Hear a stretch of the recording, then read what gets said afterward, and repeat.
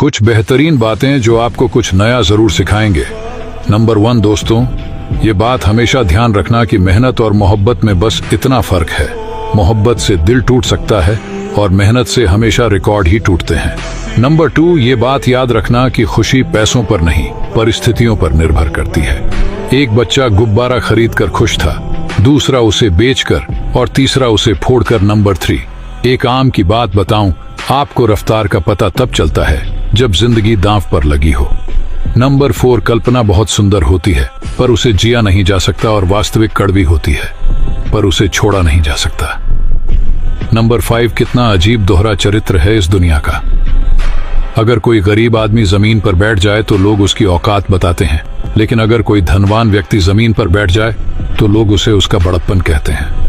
Number 6, कचरा उठाने वाला अनपढ़ है और फेंकने वाले पढ़े लिखे, बाकी आप समझदार हो, खुद समझ जाओ। अगर आप इस बात से सहमत हैं तो कमेंट में यस टाइप कर दो और फॉलो करके जरूर जाना।